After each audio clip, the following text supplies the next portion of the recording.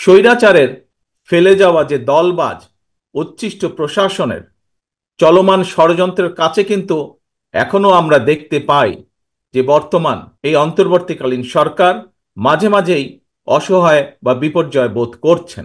এর অবসান যদি না হয় তাহলে দেখা যাবে যে এদের বেড়াজালে আবদ্ধ বর্তমান অন্তর্বর্তীকালীন সরকার ছোট ছোট বিপর্যয়কে একসময় মহাবিপদ হিসাবে নিজেদের সামনে দেখতে পাবেন এবং স্বাভাবিকভাবেই তখন প্রতিকারের পথও হয়ে যাবে অত্যন্ত সংকীর্ণ।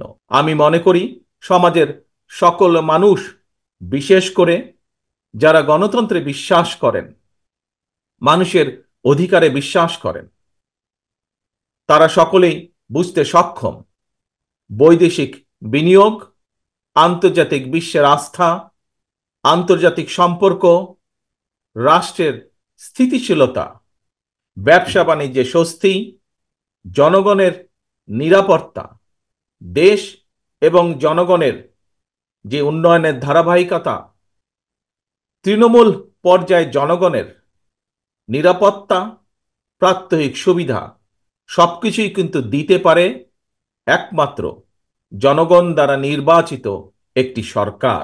আমাদের যদি এই বিষয়গুলোকে খেয়াল রাখতে হয় তাহলে অবশ্যই নির্বাচিত সরকারের কোনো বিকল্প নেই। আজকে যখন স্বৈরাচার পালিয়ে গিয়েছে, স্বৈরাচার পালিয়ে যাবার পরে স্বাভাবিকভাবেই আমাদের দাবি ছিল যে এই দেশের মানুষের অধিকার প্রতিষ্ঠা, এবং স্বাভাবিকভাবেই স্বৈরাচারের পরবর্তীতে একটি সৃষ্ট শূন্যতা পূরণের জন্য অন্তর্বর্তীকালীন সরকারের কোনো বিকল্প ছিল না। স্বাভাবিকভাবেই এই অন্তর্বর্তীকালীন সরকার বাংলাদেশের প্রায় সকল মানুষের দলমত নির্বিশেষে সকলের সমর্থনই এসেছে বর্তমানের অন্তর্বর্তীকালীন সরকার, এবং সঙ্গত কারণেই তাদের প্রতি সেদিনও আমাদের সমর্থন ছিল, আজও আমাদের সমর্থন থাকবে।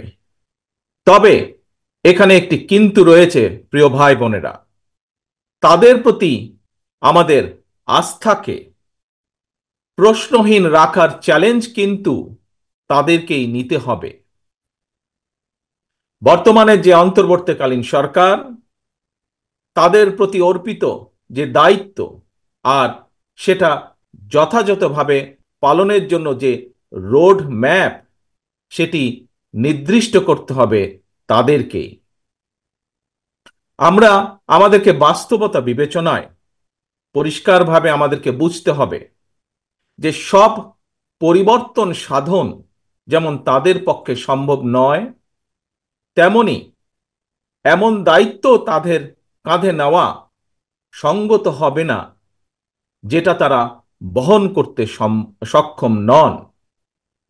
প্রিয় ভাই বোনেরা, তারপরেও আমরা বলতে চাই তাদের প্রতি আমাদের যে সমর্থন সেদিন ছিল, সেই সমর্থন তাদের প্রতি আমাদের আজও আছে। তারা জনগণের মূল যে দায়িত্ব পালনের জন্য আজ দায়িত্বভার গ্রহণ করেছেন, সেই দায়িত্ব যাতে তারা সঠিকভাবে পালন করতে সক্ষম হন, সেই রকম সমর্থন তাদের প্রতি আমাদের অবশ্যই অব্যাহত থাকবে।